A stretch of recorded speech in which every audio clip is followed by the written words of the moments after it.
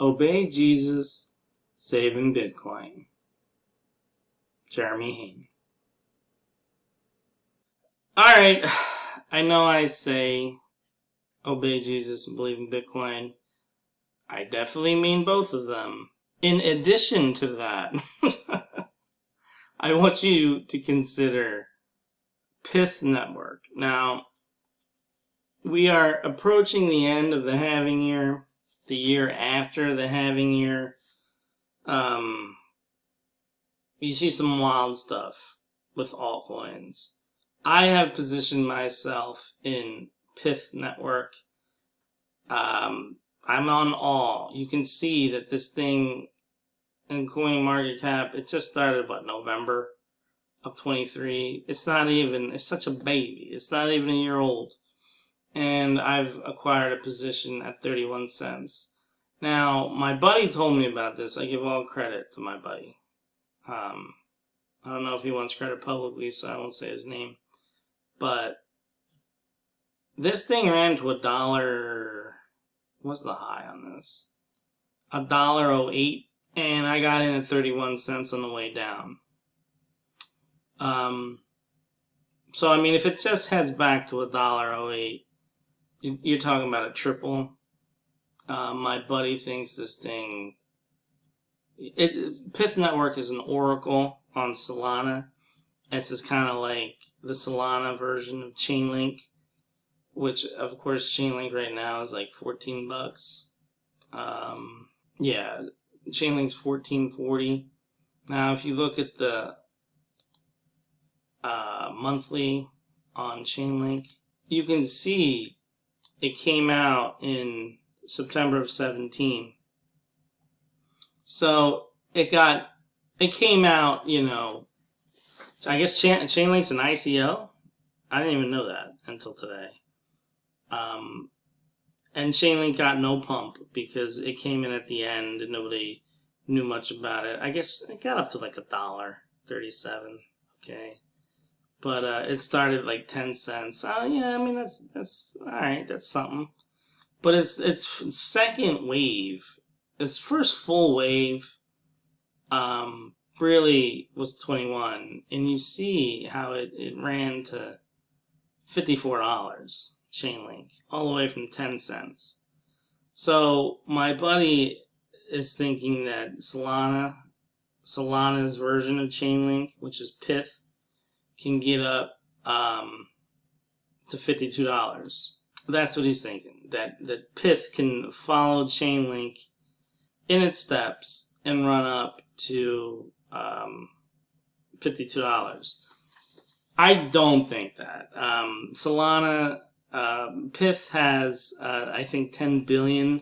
Yeah, 10 billion total supply. And let's see what Chainlink has. Chainlink has 1 billion total supply. No, I'm not going to sit here and pretend that I know all the ins and outs of, shitcoins. And yes, to me, anything but Bitcoin is a shitcoin. And I'm telling you now about the coin that I'm putting money in, Pyth Network, and how, it's a shitcoin to me. This is a straight gamble. This is high beta.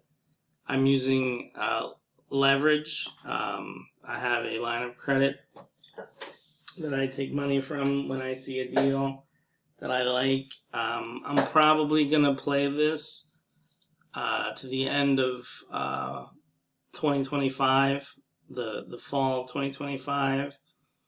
If it gets out sooner, like if it goes to $5, it's going to be hard for me not to sell.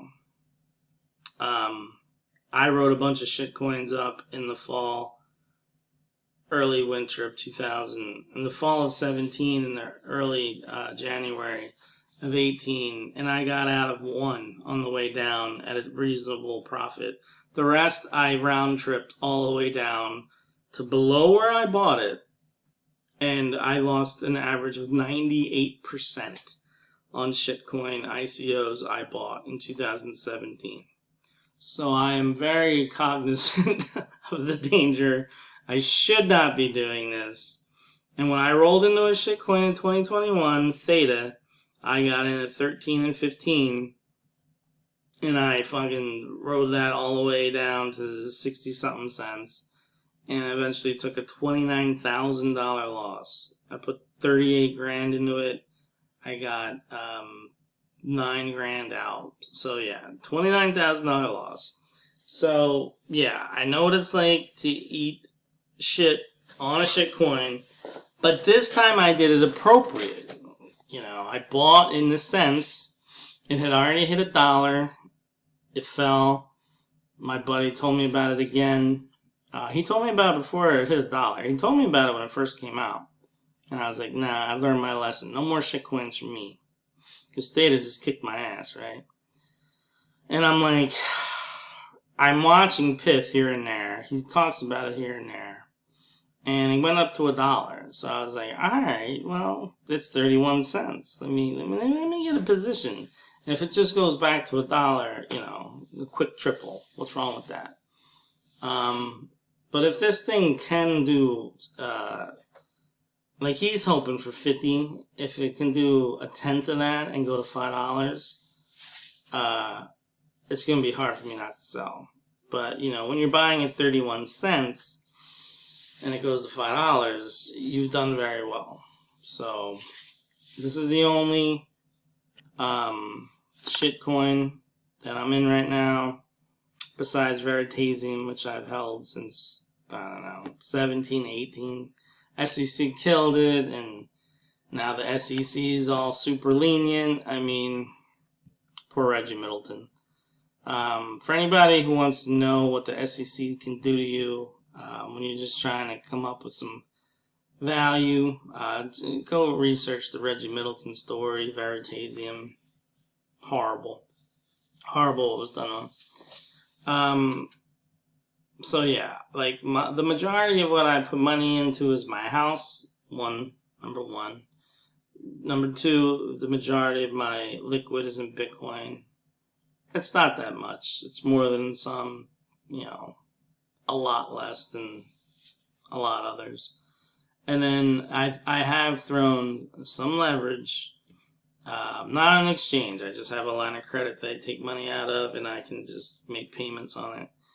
And I put that into Pyth Network. And I still have Veritasium from back in the day. But it looks like the government and corporate world will not ever allow Veritasium to make money. So it's rare that I even bring that up anymore. But for full transparency, yeah. Bitcoin is my major liquid holding. My majority, you know, of value is equity in my house, like most Americans. I'm also a mortgage broker, but mortgage ain't doing anything right now. And now I got a spec play in Pyth that I've used leverage to attain, and I'm looking to hold it until the end of 2025 to give it an opportunity to go to $5. If it goes to $5 before that, I definitely will have to I definitely have to reanalyze it. I definitely have to look at it, and do I want to take my money at $5 and just call it a great win and thank my buddy? Or, I don't know, if it hits $5 real fast, maybe I'll let it roll to 10. I mean, if it hits 10 with what I put in there, that's a lot of money. Like, it's going to be hard to say no to that. So I just want to alert you about Pyth Network. Thank you for watching.